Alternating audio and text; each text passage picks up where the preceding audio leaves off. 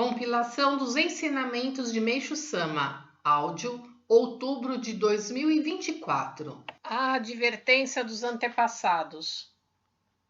Os antepassados desejam a felicidade de seus descendentes e a prosperidade de sua linhagem familiar. Por conseguinte, não negligenciam sua guarda um instante sequer, para que não cometam erros e pecados, ou para que não trilhem o caminho do mal.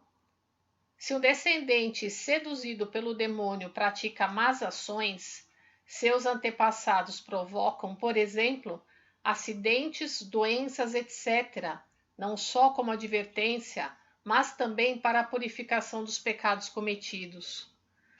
No caso do enriquecimento ilícito por parte do descendente, ocasionam, por exemplo, um incêndio ou outra forma de perda, e conforme o pecado, inflige-se também a purificação em forma de doença. O exemplo a seguir demonstra isso.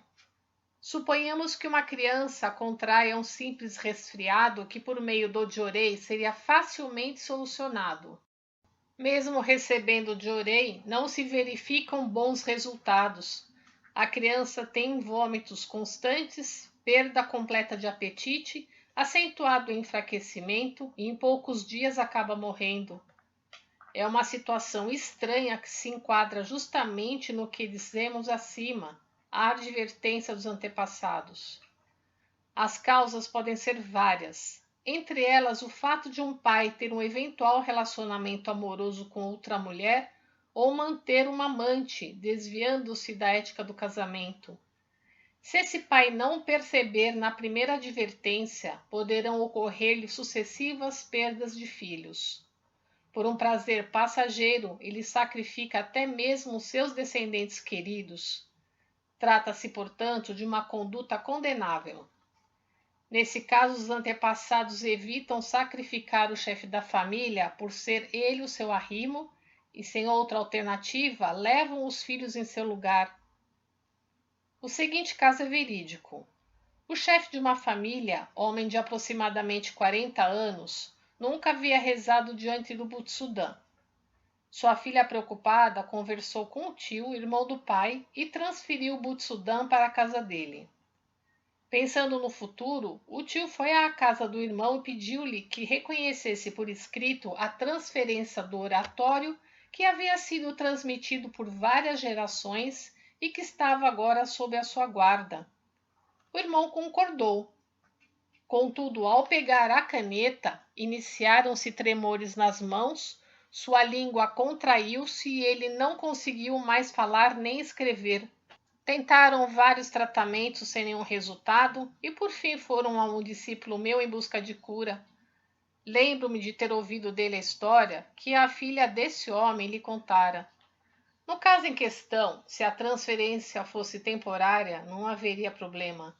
Entretanto, os antepassados não admitiram que o Butsudan fosse retirado definitivamente da casa do primogênito, que, por tradição, deveria guardá-lo. Se houvesse a transferência, a família se desestruturaria, podendo então ocorrer a extinção da linhagem. Em 5 de fevereiro de 1947. Notas: Butsudan, oratório budista. Camadas do mundo espiritual. Já expliquei que o mundo espiritual é constituído de 3 planos: paraíso, intermediário e inferno. Vou expor sua estreita relação com o destino do ser humano.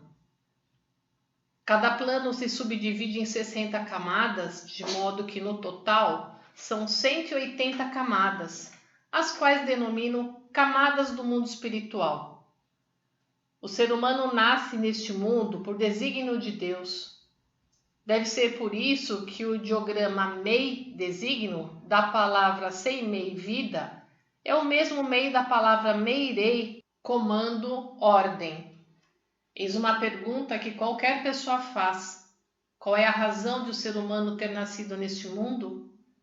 Enquanto não compreender verdadeiramente essa razão, não há como ele ter um comportamento correto e alcançar a paz interior, além de correr o risco de levar uma vida vazia e ociosa.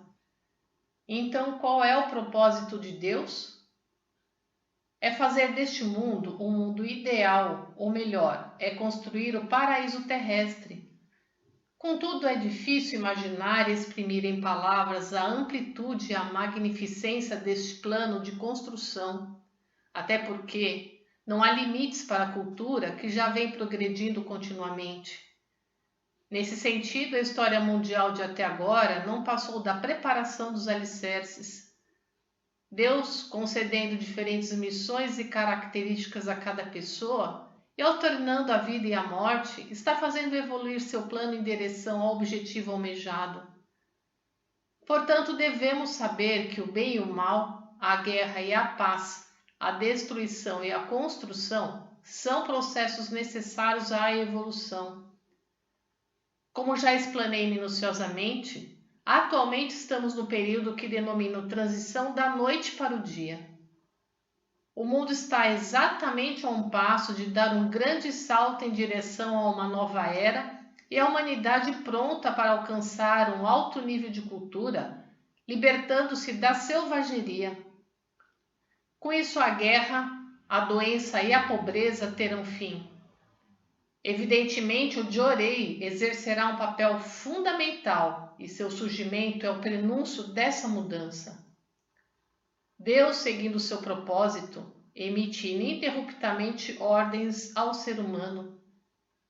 De que forma isso ocorre? Em uma das camadas do mundo espiritual, existe a matriz de cada indivíduo que denominei de Yukon. Primeiramente, Deus emite ordem ao Yukon e este, por sua vez, a transmite por meio do elo espiritual à alma, que está no centro do corpo espiritual do ser humano. No entanto, é muito difícil conseguir captar a ordem divina. Somente quem possui corpo espiritual purificado até certo ponto é que consegue. A maioria das pessoas não conseguem perceber a ordem divina devido ao bloqueio causado pelas muitas nuvens espirituais e pela ação dos espíritos malignos que se aproveitam dessas nuvens. A prova disso é que, muitas vezes, aquilo que foi planejado não corre a contento ou o destino acaba tomando o rumo sequer imaginado. Isso pode ocorrer com qualquer pessoa. Além disso, é possível que o ser humano se sinta constantemente governado por algo, ou então tenha que seguir um destino sem que nada possa fazer a respeito. É que, de acordo com a camada em que o Yukon se encontra no mundo espiritual, há diferença na missão e também no destino. Isto é, quanto mais alta estiver a posição do Yukon da pessoa naquele mundo, maior e mais elevada será a missão recebida de Deus e mais afortunada ela será. Por outro lado, quanto mais baixa for a posição do Yukon, menos feliz será a pessoa. E quando aquele atingir a última camada inferior, ela será extremamente infeliz. Isso porque as camadas superiores correspondem ao paraíso, um mundo de alegria, onde não existem doença e conflito e os recursos materiais são abundantes.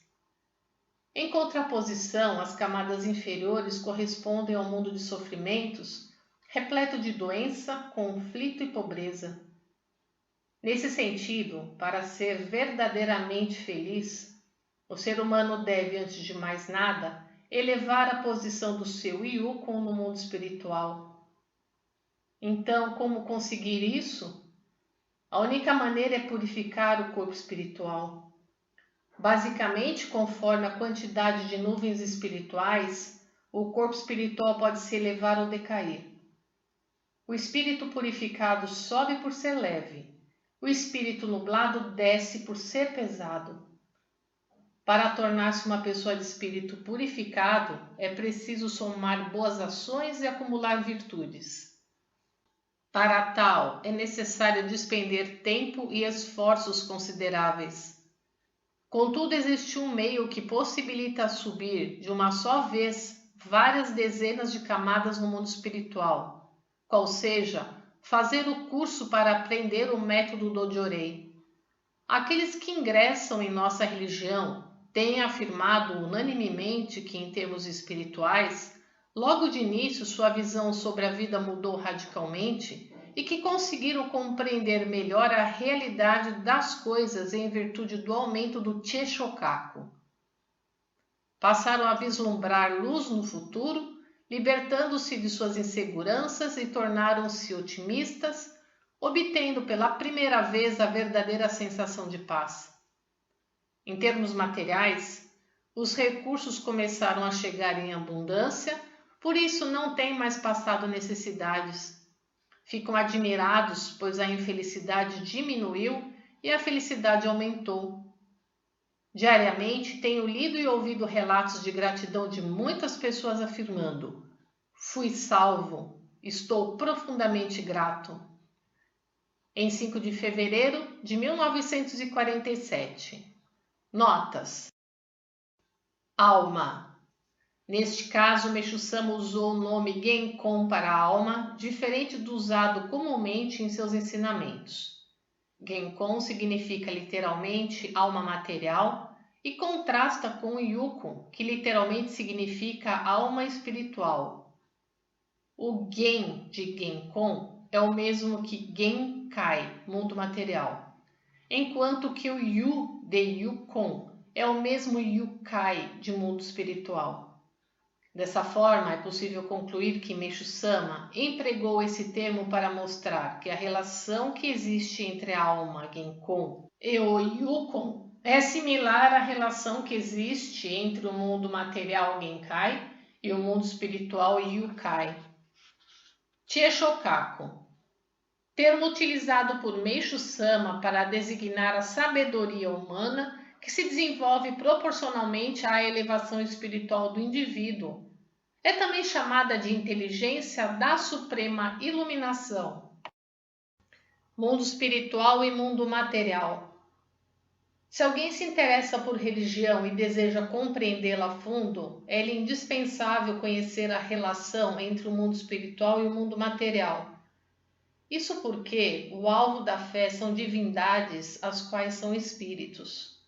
Sendo que elas são invisíveis aos olhos humanos, querer apreender sua essência apenas por meio de teoria é tão fora de propósito quanto procurar peixe numa árvore.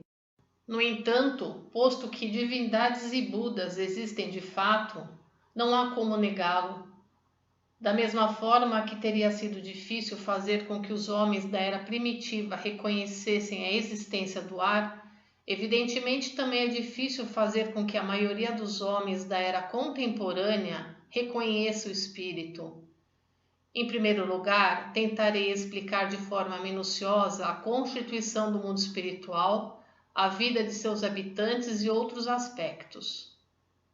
O ser humano é formado por dois elementos, o corpo físico e o corpo espiritual.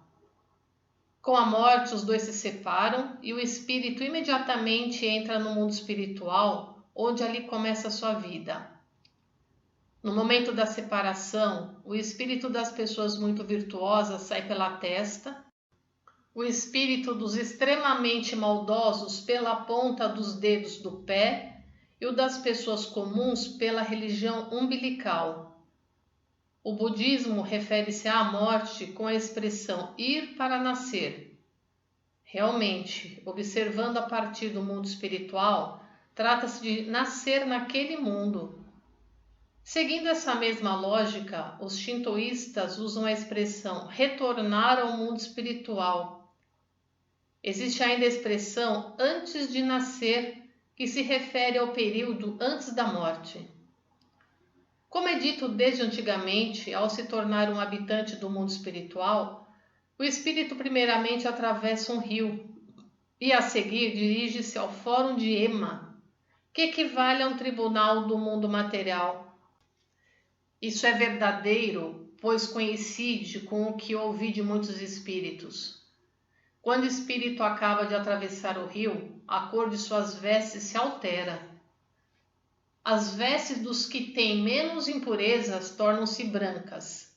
Os tons de cores vão se tornando mais fortes de acordo com o peso das impurezas: amarelo, vermelho, azul ou preto. A cor lilás, no entanto, é reservada às vestes de divindades. No Fórum do Mundo Espiritual, os trabalhos ficam sob a responsabilidade dos deuses da purificação e seus auxiliares procedem ao interrogatório do espírito para decidir sobre a sentença apropriada a cada um. Nessa ocasião, os muito virtuosos são conduzidos ao paraíso. Os extremamente perversos caem no inferno. As pessoas comuns vão para o plano intermediário, que no shintoísmo é chamado de encruzilhada de 8 caminhos, e no budismo, cruzamento de 6 caminhos. A maioria vai para este plano, onde passa por um aprimoramento cujo ponto principal é ouvir as orientações dos capelães, trabalho realizado pelos sacerdotes de cada religião. O aprimoramento tem duração máxima de mais ou menos 30 anos. Decorrido esse tempo, é determinado o local a que o espírito será destinado. Aqueles que conseguem se arrepender e se modificam vão para o paraíso, os demais para o inferno. O mundo espiritual é constituído de 3 planos. A cada um deles se subdivide em 3, formando ao todo 9 subplanos. O plano superior é o paraíso, o do meio é o plano intermediário, o inferior é o inferno. Como o mundo material equivale ao plano intermediário, a expressão búdica cruzamento de 6 caminhos vem a ser os caminhos que levam aos 3 subplanos do paraíso e também aos 3 subplanos do inferno.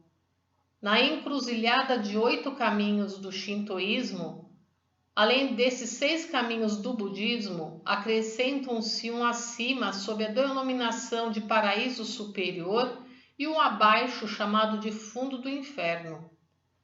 Explicando de forma simples como é o paraíso e o inferno, à medida que se sobe ao paraíso superior, mais intensos são a luz e o calor, e os espíritos, em sua maioria, vivem quase nus.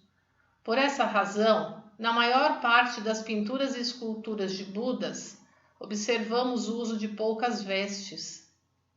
Ao contrário, à medida que se desce ao fundo do inferno, mais fracos são a luz e o calor.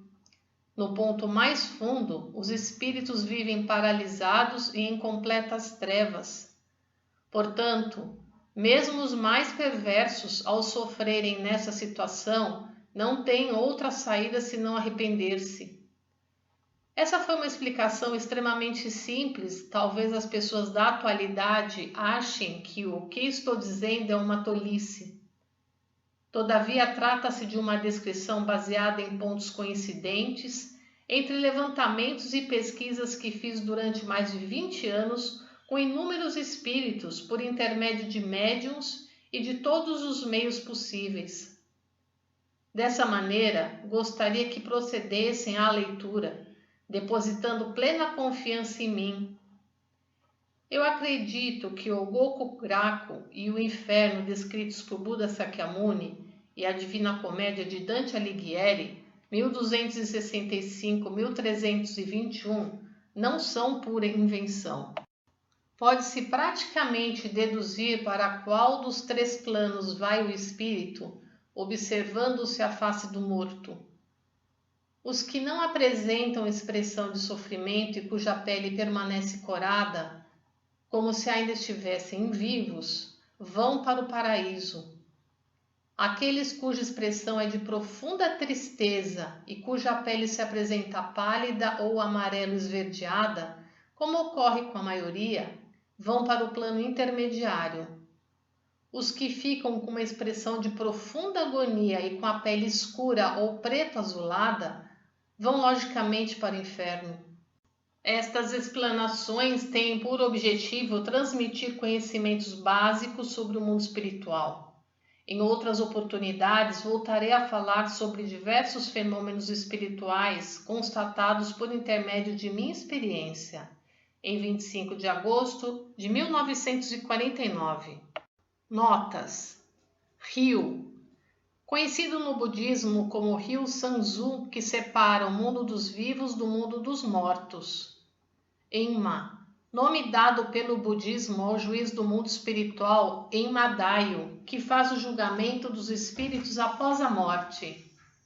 Deuses da purificação, em japonês, Harai-do no Kami. Segundo o shintoísmo, são 4 divindades responsáveis pela limpeza espiritual dos ambientes. Encruzilhada de 8 caminhos, conhecida em japonês como Ama no Yachimata, consta no livro sobre a história do Japão, Kojiki, como sendo o local intermediário entre o mundo dos deuses e o mundo dos seres humanos. Cruzamento de 6 caminhos. Em japonês, Rokudo no Tsuji. Segundo o budismo japonês, é um local que fica na fronteira do mundo material com o mundo espiritual, em que há o entroncamento de 6 caminhos: inferno, mundo dos famintos, mundo das bestas, mundo das lutas, mundo dos homens e céu. Gokuraku, lugar paradisíaco no mundo espiritual, onde vivem os Budas e seus seguidores, segundo o budismo japonês. Divina Comédia é um poema de viés épico e teológico, escrito por Dante Alighieri no século XIV e dividido em 3 partes: Inferno, Purgatório e Paraíso. O materialismo cria o homem mau. Este título pode soar um pouco forte demais, mas não tenho como evitar, pois corresponde à pura verdade. Segundo nosso ponto de vista, o materialismo, ou seja, o ateísmo, pode ser considerado o pensamento mais perigoso que existe. Vejamos. Falando abertamente, se Deus não existisse, eu agiria às escondidas, ganharia dinheiro enganando o próximo habilmente, faria o que bem entendesse, e além de viver uma vida de luxo, estaria numa posição de maior destaque na sociedade. Entretanto, uma vez que me conscientizei da existência de Deus, de maneira alguma sou capaz de proceder assim. Tenho de percorrer o caminho da retidão e tornar-me alguém que deseja a felicidade das outras pessoas. De outra forma, jamais poderia ser feliz e ter uma vida que vale a pena viver. O que eu estou dizendo não é mera suposição. Segundo podemos ver através de inúmeros exemplos que a história nos mostra desde os tempos antigos, por mais que a pessoa prospere por meio da prática do mal, essa prosperidade não dura muito, acabando por desmoronar. É um fato que deveria ser percebido facilmente, mas parece que isso não ocorre. A sociedade continua sendo assolada por crimes graves como assaltos, fraudes e assassinatos, casos de corrupção de pessoas que ocupam posições sociais elevadas, notícias alarmistas que geram inquietação, incontável número de crimes de pequeno e médio porte, etc. Tudo isso nasce do pensamento ateísta, por conseguinte podemos dizer que ele é a verdadeira fonte dos crimes. Está, pois, mais do que claro que só há um meio de eliminar os crimes deste mundo: erradicar o ateísmo. Atualmente, porém, os intelectuais, as autoridades e os educadores agem na contramão e, confundindo o pensamento teísta com superstição, esperam obter resultados apenas com apoio na lei, na educação, nos sermões, etc. Dessa forma, por mais que se esforcem com afinco, é natural que nada consigam. As notícias publicadas nos jornais mostram isso claramente.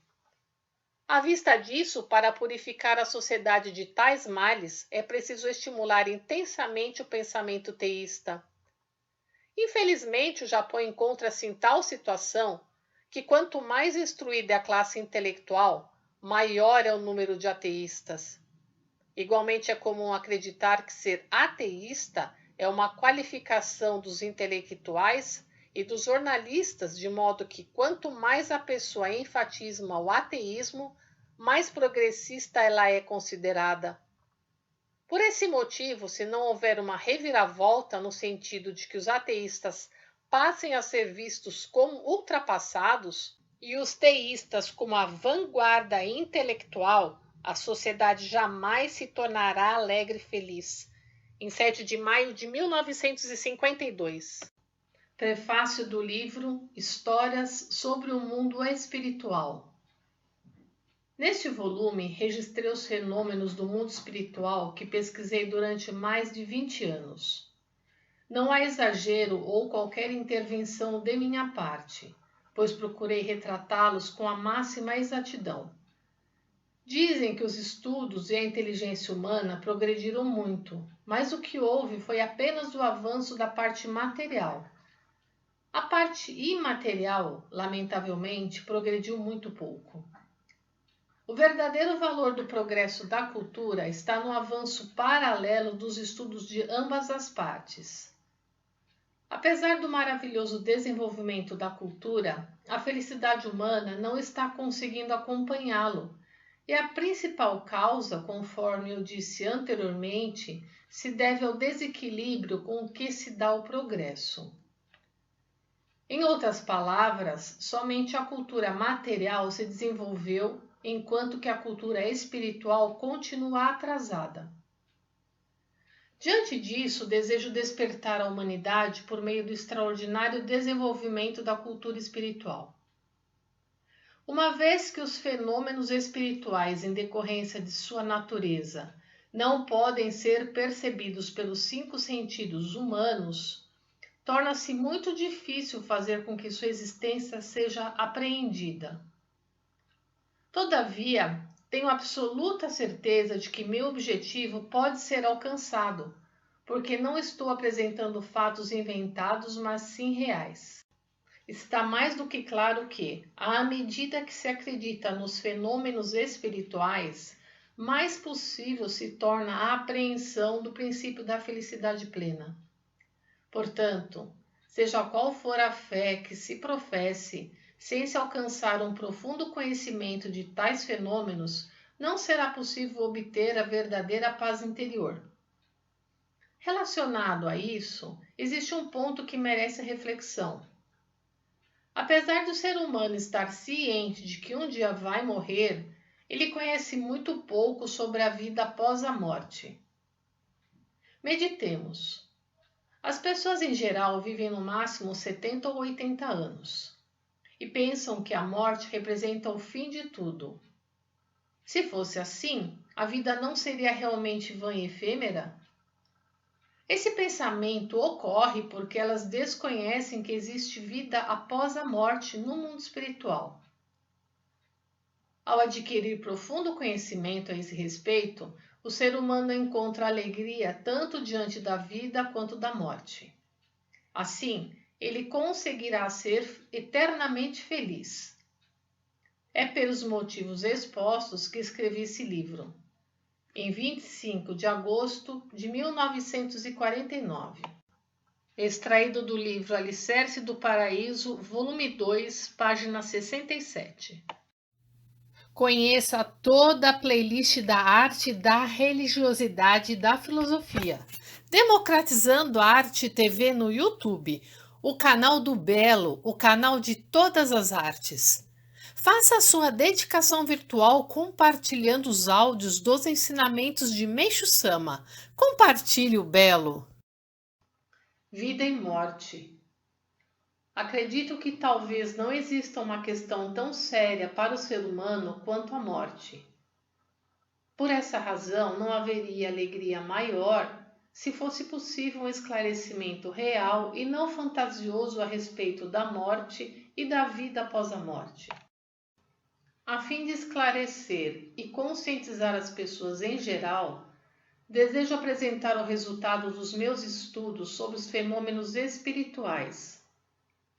Com relação ao tema vida após a morte, existem nos Estados Unidos e na Europa muitos pesquisadores de parapsicologia, tais como Sir Oliver Joseph Lodge, Maurice Maeterlinck e Dr. J.S.M. Ward, que são autoridades no assunto e que publicaram obras notáveis. No Japão, temos o Asaburo Asano, um dedicado pesquisador que publicou vários livros sobre o assunto, mas que faleceu há alguns anos. Como eu tive certo contato com ele, senti muito a sua morte. Ao referir-me às questões espirituais, gostaria de deixar bem claro que, na medida do possível, irei me basear apenas na minha experiência. Agirei dessa forma para garantir a exatidão do que digo, pois a compreensão de questões relacionadas aos espíritos, por esses serem invisíveis, é difícil e, facilmente, pode-se cair em dogmatismos. Conforme disse anteriormente, o espírito, ao se desprender do corpo que deixou de ser útil, retorna ao mundo espiritual e passa a viver como habitante daquele mundo. Descreverei inicialmente como se processa o instante da morte observado do mundo espiritual. Por ocasião da morte, ou seja, no momento em que o espírito se desprende do corpo físico, geralmente ele o faz pela testa, pela região umbilical ou pela ponta dos dedos do pé. Qual é o motivo dessa distinção? O espírito puro sai pela testa, o de pureza mediana pela região umbilical e o impuro pela ponta dos dedos dos pés. Isso se deve ao princípio da correspondência. O espírito puro é aquele que praticou o bem enquanto vivia, somou virtudes e tornou-se purificado. O impuro acumulou muitos pecados e impurezas durante a vida, e o mediano situa-se entre os tipos mencionados. O caso que se segue é descrito nas anotações de uma enfermeira que teve a visão espiritual do momento da morte de uma pessoa. Sua descrição é tão perfeita que resolvi apresentar aqui como ilustração. Trata-se de um exemplo ocorrido no Ocidente, porém, tanto lá como no Japão, existem pessoas que conseguem ver espíritos. Não guardei os pormenores, mas como me lembro das partes mais importantes, vou tentar reproduzi-las. Certa vez, fitando um doente no momento da morte, notei que de sua testa subia algo branco, uma espécie de névoa, que espalhando-se lentamente pelo espaço, tornou-se uma massa disforme, semelhante a uma nuvem ou fumaça. Pouco a pouco, entretanto, começou a tomar a forma humana. Minutos depois, apresentou-se exatamente com as mesmas características físicas da pessoa em vida. De pé no espaço, olhava atentamente seu corpo inerte, junto do qual os familiares choravam. Parecia que desejava mostrar-lhes sua presença, mas talvez por perceber que estava em dimensão diferente desistiu. Permanecendo ali por mais alguns instantes, voltou-se suavemente em direção à janela e foi-se embora. A descrição acima retrata muito bem o momento da morte. O budismo refere-se à morte como a expressão ir para nascer. Observando a partir do mundo espiritual, trata-se de nascer naquele mundo. Existe ainda a expressão antes de nascer, que diz respeito ao período antes da morte. O espírito vive no mundo espiritual durante poucos ou até centenas de anos e depois nasce novamente no mundo material. Desse modo, o ser humano, alternando a vida e a morte, nasce inúmeras vezes. Creio que a expressão transmigração das almas, Hine Tensho, e o termo reencarnação usados pelos budistas dizem respeito a isso. Qual a relação entre o mundo espiritual e o ser humano? Enquanto vive no mundo material, no cumprimento das tarefas designadas por Deus, independentemente de ter ou não consciência disso, o ser humano terá impurezas acumuladas em seu corpo espiritual. Outro sim, no que se refere ao corpo material, chega um momento em que, por doença, velhice ou outro motivo, o ser humano encontra dificuldade para cumprir os desígnios de Deus. Nessa situação, seu espírito abandona o corpo e regressa ao mundo espiritual. Eis o que se chama de morte. Nesse sentido, desde tempos remotos, dá-se o nome de invólucro vazio, ou simplesmente vazio ao corpo carnal sem o espírito. No momento em que o espírito entra no mundo espiritual, inicia-se, na maioria deles, o processo de purificação das impurezas. A quantidade destas, logicamente, determinam a vida espiritual em uma posição mais elevada ou mais baixa, e o tempo de purificação mais curto ou mais longo. Os períodos mais curtos duram poucos anos, às vezes dezenas, e os mais prolongados centenas ou até milhares de anos. Os espíritos que alcançam certo grau de purificação reencarnam por desígnio de Deus. Este é o curso normal, porém, de acordo com a pessoa, há situações em que isso não ocorre. Por exemplo, aqueles que na ocasião da morte têm forte apego à vida, acabam reencarnando antes de terem sido suficientemente purificados no mundo espiritual. Eles terão um destino infeliz porque precisarão purificar uma considerável quantidade de pecados e impurezas da vida anterior que ainda lhes restam. Nesse sentido, podemos ver também muitas pessoas que, apesar de serem boas, são infelizes. São pessoas que na vida anterior cometeram muitos pecados e, no momento da morte, se arrependeram tomando a firme decisão de nunca mais praticarem o mal.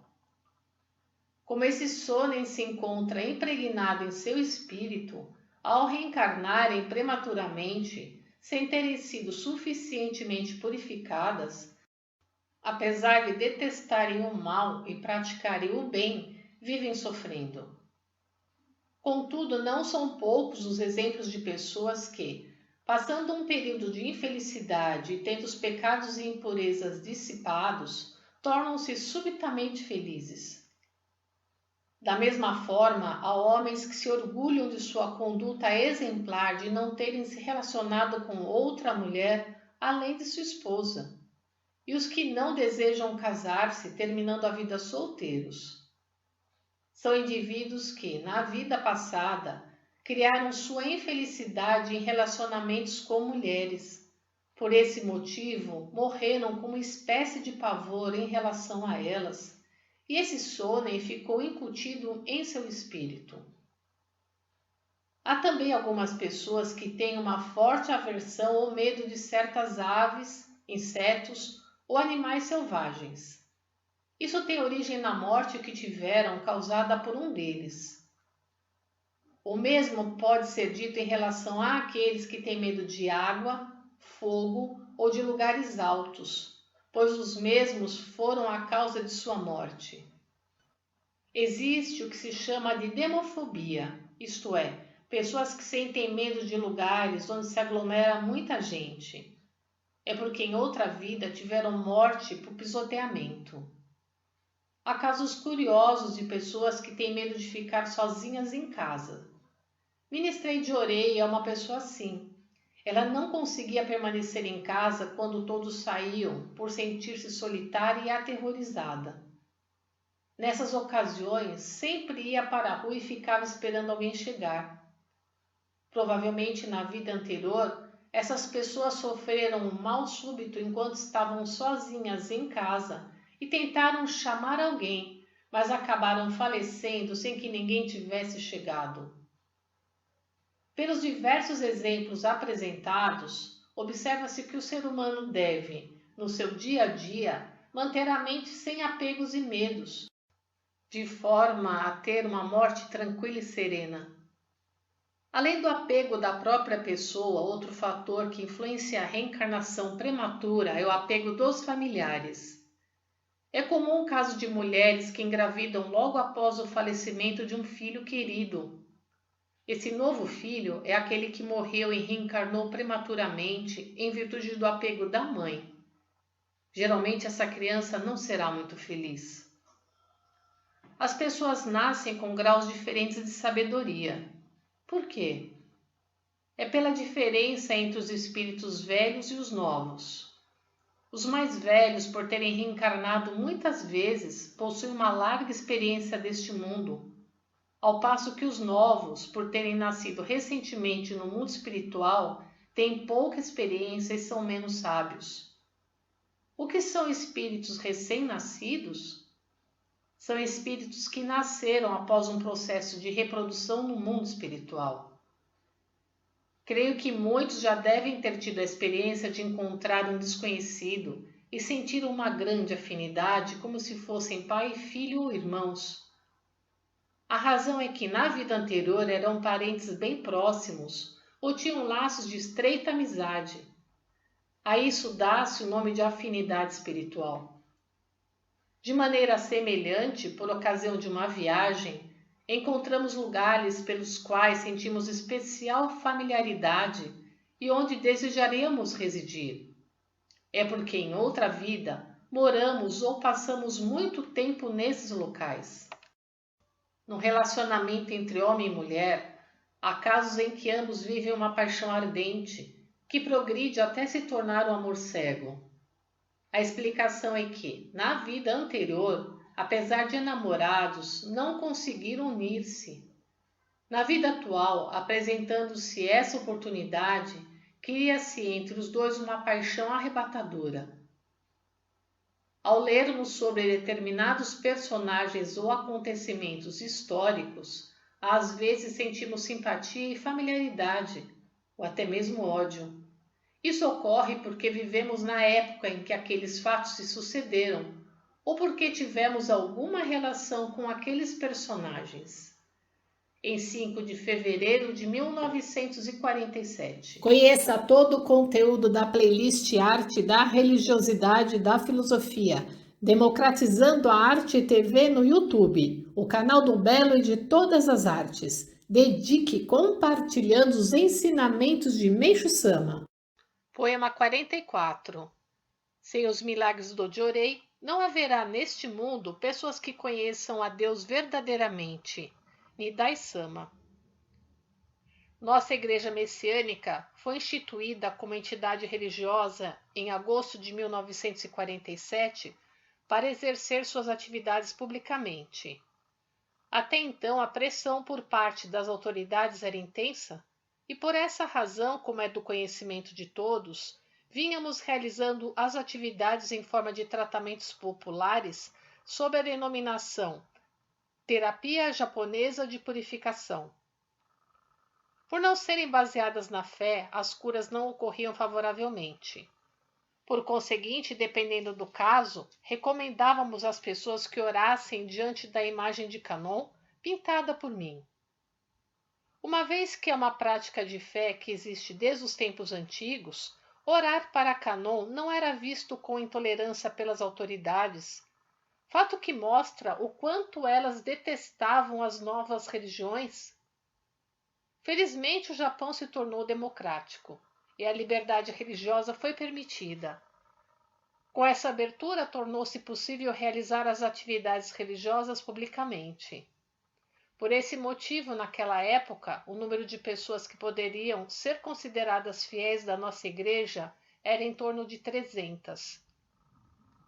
Em agosto deste ano, 1953, a igreja completará 6 anos de existência e, surpreendentemente, o número atual de fiéis já totaliza algumas centenas de milhares e o de ministros 3.242. Em termos de estabelecimentos destinados à difusão da fé, hoje temos 4 igrejas regionais, 88 unidades de difusão e 524 núcleos de difusão. A expansão a cada dia que passa ocorre em intensa velocidade. Além disso, na primavera deste ano, a igreja expandiu-se até o Havaí e a partir do verão irá para o continente. Tivemos uma considerável ampliação.